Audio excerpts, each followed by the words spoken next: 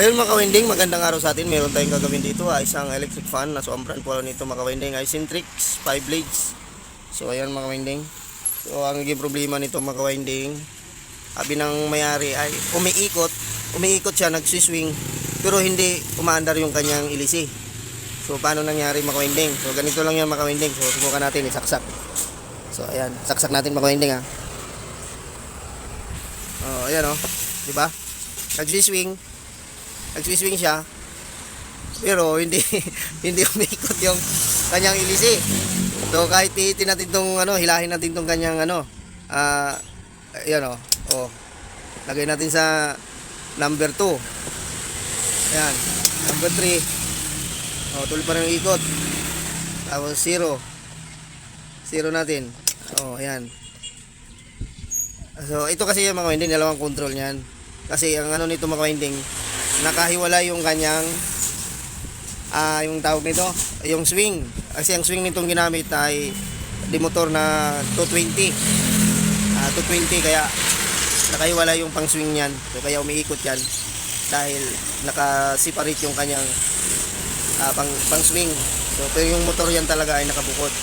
Yung motor niya ang may naging problema mga winding. So okay yung kanyang swing, pero yung kanyang motor naman ay hindi. So ayan yung mga winding. So hilahin ko to, mamamatay yan, hindi yan naiikot. Steady lang yan, ayan, steady. Tapos hilahin natin uli. Ayan ikot yan. So kaya ang tawag dito mga winding ay oscillation switch ang tawag dito. So ganito, ayan, oscillation switch. So ayan nakalagay. Oscillation switch, tapos speed itong kabila. So dalawa yan. Kaya yun ang sabi ng mayari. Yung reklamo niya dito, nag-swing lang daw pero yung ilisi hindi umiikot. So yan ang kanyang complaint. So yan mga kawinding, alamin natin yung kanyang motor, pero nakasaksak yan mga kawinding kasi gumagana yan. So yan, bubuksan na natin itong mga kawinding yung kanyang motor. So yan mga kawinding, nabuksan na natin. So ito yung ating motor. So ito yung sinasabi ko sa inyo mga kawinding. Nakasiparate yung kanyang swing. So di motor. So mas matibay itong ganito mga kawinding sa kumpara dun sa kanyang may gearbox. Kasi yung may gearbox napupudpud kasi katagalan yun. So ito, may problema lang naman dito pag nasunog yung motor, yun pag nabasa o pag na-overheat. So yan, puro alikabok. So kaya so walang power to mga kawinding, sigurado. So marami na nakakaalam nito kung paano ang gagawin natin dito. So ito mga kawinding, yung video natin ay so share lang po natin to sa ating mga nag-DIY ng kanilang electric fan. So ito mga kawinding ay ibabypass natin ito. So hindi ako gagamit ng fuse dito. So ang gagawin natin mga kawinding, babalatan natin itong kanyang wirings na nandito. So hanapin natin yung kanyang pinaka-common, tapos itatap natin dito sa kanyang kapasitor. So alin man dyan sa dalawa, kung kumaliwa man o kumanan, so ilipat lang po natin yan. Tapos ito, so pag hindi nyo naman kabisado mga kawinding yung color coding ng ganitong kanyang wirings, kung alin dito ang common, so ang gagawin nyo lang dito mga kawinding ay bubuksan nyo yung kanyang likuran dito pag hindi nyo kabisado yung kanyang color coding na wire. So sa ganitong sa mga kapwa natin technician, so kabisado na nila to yung mga color coding nito kung alin ang common. So ito mga kawinding, ang kadalasan naging common nito ay kulay black, kasi ang naging kulay nito pag ganitong yung ganitong brand ay ang ginamit nitong kulay ay blue, white, black at saka red. Yun, ang number 1 nito ay kulay blue, ang number 2 nito ay white, tapos yung red ang speed, yung number 3 high speed, tapos yung common nito ay black. So ito mga kawinding ay babalatan natin. So magja-jumper tayo dito mga kawinding. So bago tayo mag-bypass dito mga kawinding ay check muna natin yung kanyang kapasitor kung pasok pa ba sa kanyang kinakailangan na microfarad. So babalatan lang po natin yan. So lagay ko lang yung tripod ko sa aking ayan. So lagay lang natin dyan yan. So focus, bablad yata pa. Ayan. So lapit natin konti, ayan, para makita.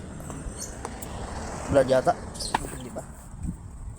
So ito mga kawinding ay unahin natin itong kanyang kapasitor. So medyo mainit na dito sa harapan ko, na hapon na kasi, pagpahapon na medyo mainit dito.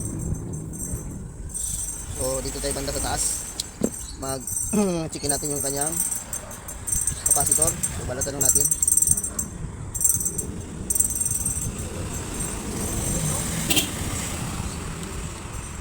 Ayan.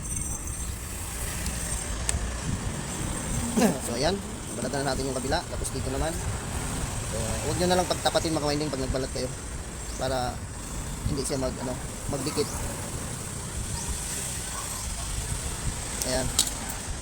Tapos kuha tayo ng tester. So, lagay natin sa microfarad.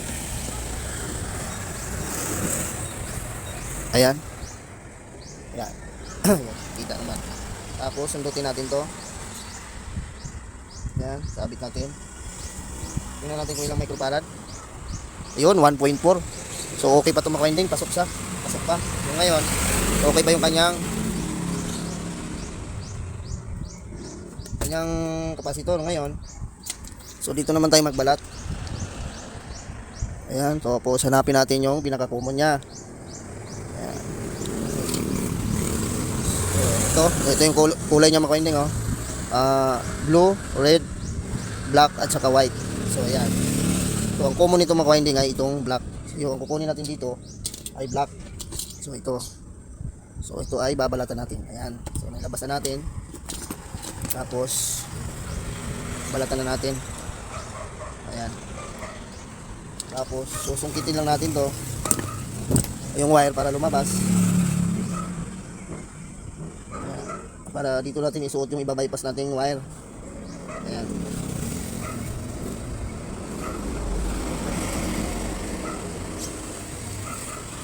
Ha, ayaw ah. Ayan. Tapos dito natin yan ihinang.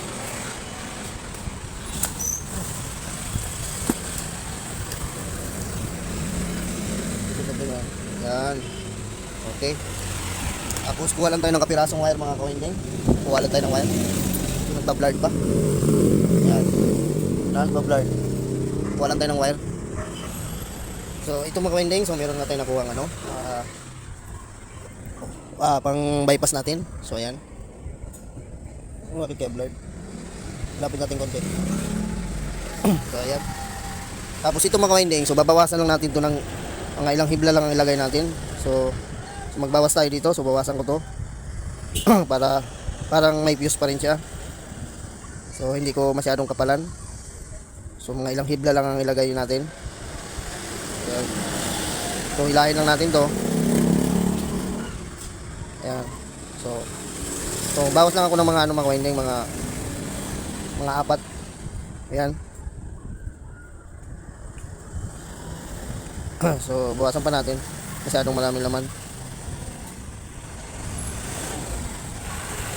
Ayan.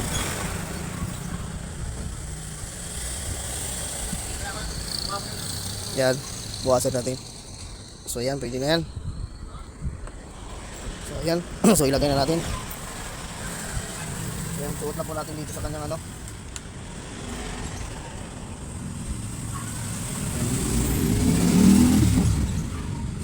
Ayan, tapos pulupot lang natin yan. Tapos hininangin po natin para hindi siya matanggal.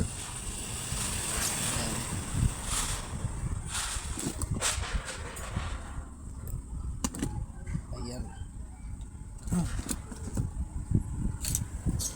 Hinangin na po natin. Ayan, hinang na po natin. Tapos so ilagay natin dito kung saan siya sa kanan. Kumanan ito mga winding.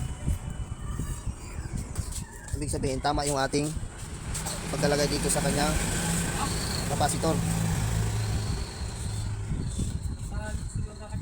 Tapos cable tie lang natin yan dyan mamaya.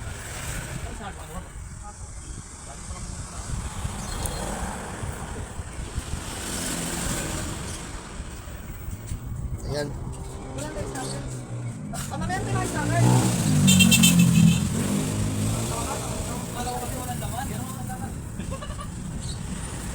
Yan, hinang na natin para naka-intact siya.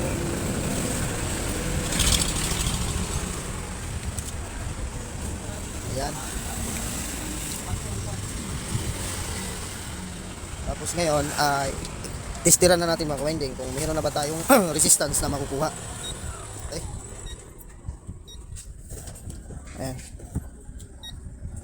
So, lagay lang natin sa kilo ohms. Ayan. Tapos ito yung kanyang plug. So ilagay natin yung ayan. So nakaano tayo mga ka-winding ha. Kaso lang may lalabas ito ng resistance dahil so tingnan natin kung magbabago, hilahin natin. Kasi meron yan sa motor eh. So ayan, zero pala natin, nakaano pala yan kanina. Number 2 3. So wala. So wala pa rin siyang reading. So ang nakukuha nating reading dyan sa ano lang yan, sa motor ng ano, ng swing. Si off natin. So hindi pa rin mag-off yan. Kaya tingnan natin sa ano, sa analog. So gamit tayo ng analog ang gamitin natin. Kasi nakaano yun sa ano, motor eh. Motor ng swing motors niya.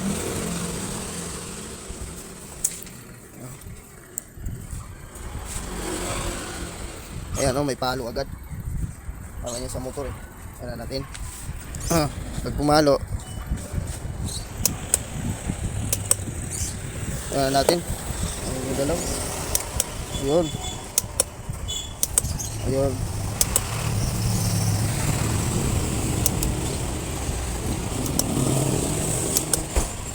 So number 1 wala,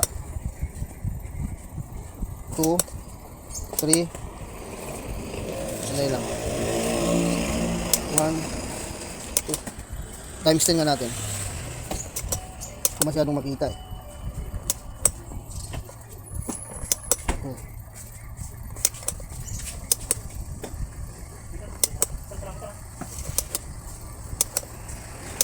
So walang number 1, so ayusin natin. Tayo nito. So, may putol pa yung number 1 nito. So ayan mga ka-winding, so testing nga natin. So lagyan ko lang ng tape. So meron tayong nakuha, number ano lang, 2 at saka 3, walang 1. So tingnan nyo ha. So ayan. So hilahin natin. Titingnan yung tester. Hila, wala. Number 1 wala. Number 2. Number 3. Wala na, off na siya agad. So walang number 1. So ngayon, try nga natin isaksak mga ka-winding. Ayan mga ka-winding, so nilagyan ko muna ng tape pang samantala. So ngayon, tingnan natin kung itong kanyang ano ay iikot. So yung binaypas natin, so tinanggal natin. Tinanggal di, yan nakakabit. Tapos ngayon, tingnan natin kung iikot ito. So ngayon mga ka-winding ay saksak na natin. So tingnan natin kung ito iikot. Ayan, nakasaksak na. So hilahin natin tong kanyang switch. Ayan oh. Kailangan pa ng kamay. So umiikot naman siya, kaso lang kailangan ng kamay. Ibig sabihin may problema yung kanyang bushing. So kaso lang wala yung kanyang number 1. Ito naman ka-winding, obligado tayong magkalas ng kanyang motor talaga. Kasi wala yung number 1 niya eh. Yun ang naging problema. So yung 2 at 3 meron. So kailangan maandar naman yung 2 at 3. Tapos yung kanyang kailangan mo pang tulungan yung kanyang So i-align natin ng ayos to yung kanyang bushing. Baka may gasgas na rin yung bushing nito. So yung kanyang kapasitor naman ay good pa naman yung kanyang laman. So checkin natin yung bushing nito, bakit hindi siya makabuelo. Tapos yung kanyang number 1 ang wala. So hanapin natin yun doon, baka may naputo lang yun doon sa dulo. Kasi pag ganito kasi aluminum, so nag-bypass nga tayo, gumagana naman, may problema, walang number 1. So yung kanyang kailangan patulungan ito ng kamay. So yung mga-winding ay obligadong babaklasin natin. So doon na lang tayo mag-bypass sa loob mga ka-winding.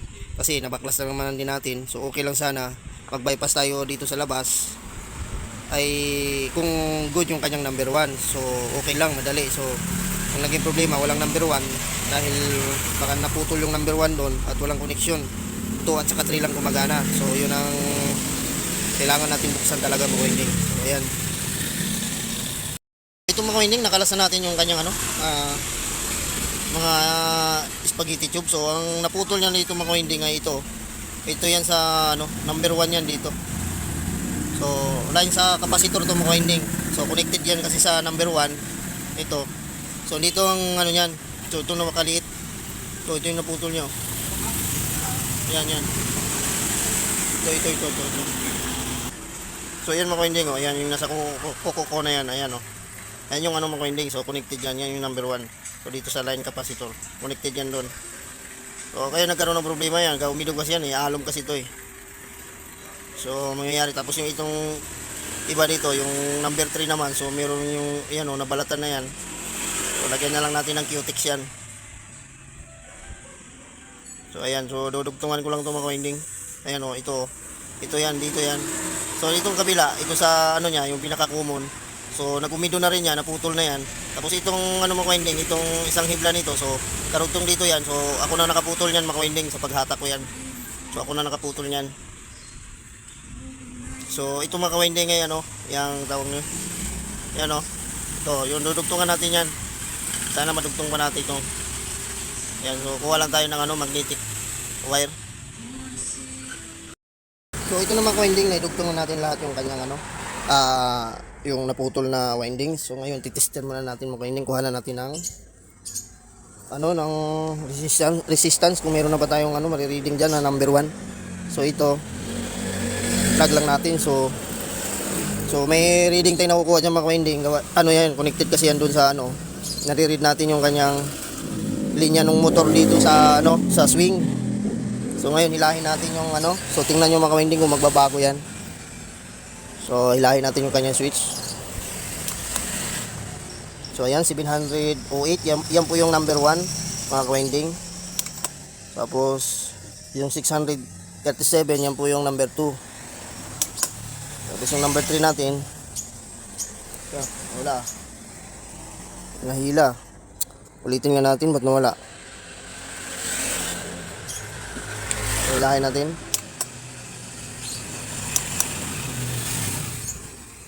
Wala na yung reading natin ah. Nangyari, naputol na naman. Ngayon ko yung switch natin. Ulitin natin. Yan.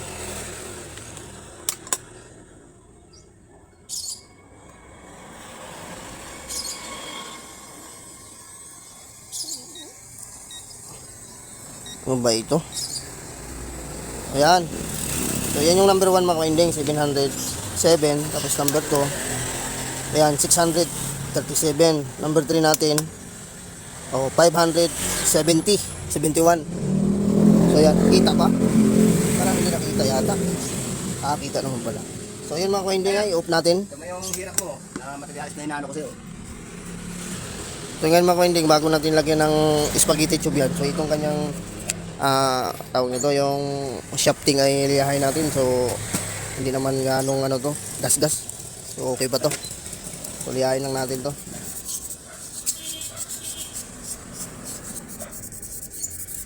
So, liyahin lang natin to. Winding.